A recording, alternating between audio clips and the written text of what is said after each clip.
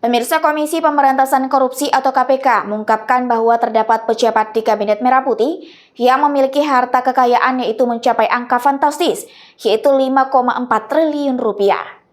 Meskipun demikian, KPK belum mengungkapkan identitas pejabat tersebut. Pengungkapan ini disampaikan oleh Deputi Pencegahan dan Monitoring KPK, Pahala Nainggolan, dalam konferensi pers yang diadakan di kantor KPK, Jakarta pada Selasa, 21 Januari ini hari. Teman-teman media, pada kali ini saya akan sampaikan update untuk kepatuhan pelaporan laporan harta kekayaan penyelenggara negara pada Kabinet Merah Putih. Jadi teman-teman, dari Kabinet Merah Putih ini ada 124 orang yang masuk golongan sebagai penyelenggara negara, jadi harus menyampaikan laporan hartanya. 124 itu terdiri dari 52 menteri atau kepala lembaga setingkat menteri. Jadi ada 52 dan ada 57 wakil menteri atau wakil kepala lembaga setingkat menteri. Dan ada 15 yang tergolong utusan khusus, penasehat khusus atau staf khusus. Nah, dari 124 ini, 123-nya udah dilantik 21 Oktober. Makanya jatuh temponya sekarang, karena 3 bulan ya. Nah, satu memang dilantiknya 6 Desember. Jadi yang satu baru jatuh tempo nanti, 6 Desember plus 3 bulan gitu ya. Jadi yang kita omongin sekarang 123 laporan harta. Nah, teman-teman media, yang dari 123 ini, kita kategorin 2. Kalau dia dulu menteri udah nyampain laporan harta, ya berarti dia masuk golongan reguler. Dia masuk lagi nanti kewajiban melaporkannya paling lambat 31 Maret tahun ini. Karena dia udah pernah dulu, ya, yang tahun lalu dia udah pernah. Jadi dia tinggal normal aja gitu. Mau dia diangkat lagi gitu normal. Nah, itu ada 65 orang.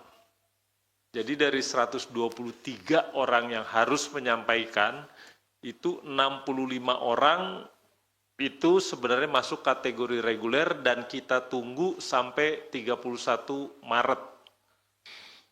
Yang 58 ini belum pernah menyampaikan sama sekali, 58 plus 1 sebenarnya. Yang 1 itu Tina Talisa ya, baru dilantik 6 Desember. Gitu. Jadi 58 plus 1 itulah yang 58 21 Januari. Dan sampai sekarang menurut data kita semua sudah menyampaikan. Seperti biasa prosedurnya sesudah disampaikan kita cek cepat namanya verifikasi. Jadi administratif aja. Berapa kelengkapan surat kuasanya udah ada belum, anak, istri, anak dalam tanggungan, istri yang bersangkutan gitu. Matematikanya, penjumlahannya, kira-kira ada yang salah apa enggak, kira-kira gitu. Nanti sesudah itu kita akan tayangkan. Sampai sekarang 14 dari yang 58 ini udah tayang di announcement, jadi monggo dilihat gitu ya. Tapi kita pastikan mungkin seminggu 2 minggu ini selesai semua dan akan tayang semua di announcement. Sesudah itu ya tinggal kita tunggu masukan dari masyarakat seperti apa gitu ya. Kalau ada harta yang nggak dilaporin, nah ya segala macam gitu nanti kita lihat lagi. Gitu. Nah, yang paling tinggi dari yang reguler yang dulu sudah pernah menyampaikan itu 2,6 triliun hartanya. Tapi yang sekarang yang khusus yang baru diangkat tadinya nggak pernah lapor itu 5,4 triliun. Yang saya lihat angka sementaranya gitu ya, jadi kan kelihatan jumlah hartanya gitu. Nah, rata-rata yang reguler itu sekitar 187 miliar lah. Jadi yang 65 orang yang dulu udah pernah menteri, wamen, udah pernah masukin LKPN, nanti kita baru tunggu lagi 31 Maret itu rata-rata 187 miliar. Nah, yang khusus relatif lebih tinggi karena rata-rata harta per orang dari yang LHKPN khusus ini sekitar 227 miliar. Itu yang kita dapat datanya sementara gitu ya, sekarang jadi semua masih proses verifikasi gitu ya. Dan yang reguler kita tunggu sampai 31 Maret gitu, sesudah diverifikasi nanti kalau ada keanehan atau apapun gitu, kita akan komunikasikan ke masyarakat. Kalau ditanya kenapa bisa secepat itu, karena sampai hari Jumat gitu masih 23 orang belum nyampein, Jumat kemarin. Padahal 1 November, jadi segera sesudah dilantik, Seknek udah ngeluarin surat edaran tuh, agar menyampaikan. Tapi Jumat juga dari Sekretariat Kabinet, Seskap ya, itu komunikasi dengan kita minta data, siapa yang belum. Itu kita sampaikan, dan seingat saya ada beberapa orang memang minta bantuan untuk pengisian gitu, jadi kita pikir internal kabinet mungkin di-enforce untuk kepatuhan gitu ya, karena Jumat masih 23, tapi segera sesudah Seskap minta gitu, kita sampaikan datanya, ini yang masih belum gitu, mungkin Sabtu, Minggu diisi, Senin gitu, sehingga hari ini kita lihat kepatuhannya 100%. Itu yang bisa saya sampaikan untuk laporan harta dari Kabinet Merah Putih. Kalau monggo, Mas Budi.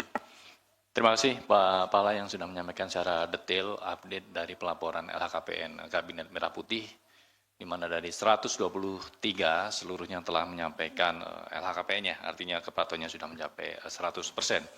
Di mana dari 123 tersebut 58 adalah wajib lapor baru plus 1 yang dilantik pada 6 Desember, sehingga batas akhir untuk pelaporan LHKPN-nya adalah 6 Maret 2025. Baik teman-teman, kami persilakan untuk sesi tanya jawab, tentu secara khusus terkait dengan isu pencegahan. Pada sesi pertama kami persilakan untuk isu terkait dengan LHKPN terlebih dahulu. Oke, 2, Mbak Sasha silakan. Ya, selamat sore Pak Pahala, Mas Budi. Izin mau bertanya, ini kan ada yang baru melapor, itu mereka rata-rata menginformasikan nggak sih kesulitannya apa ketika menyampaikan LHKPN ini? Karena kan ini barang baru buat mereka, terutama yang sebelumnya belum pernah jadi pejabat publik. Itu aja sih Pak, mau tahu itu aja. Dan ya sama satu lagi tadi yang 5,4 T yang tertinggi itu atas nama siapa ya Pak? Ya udah deh, nggak apa-apa. Makasih ya Pak. Oke. Ini ada, ini gue jawab aja dulu, Sama keburu ya. lupa dia. Jadi kesulitannya sih nggak ada secara yang substantif, nggak, karena kita ingat kita bantu beberapa orang mungkin nggak nyampe setengah jam tuh selesai tuh. Mungkin dia karena nggak pernah aja ya, karena kan harus minta username dulu, habis dikasih, lantas dia udah siapin data biasanya. Tinggal ngisi kolomnya, habis itu selesai, udah gitu surat kuasa. Kita bilang kita anjurkan yang meterai elektronik aja, jadi tanda tangan elektronik, meterai elektronik, jadi nggak perlu fisiknya, yang gitu-gitu aja. Jadi kita nggak ngelihat ada yang substantif ya masalahnya, hanya karena belum pernah aja. Gitu, karena belum pernah, biasanya juga mereka minta stafnya yang ngisiin, nanti kita komunikasi sama stafnya. Saya pikir itu, Bud. Terima kasih. Selanjutnya Mas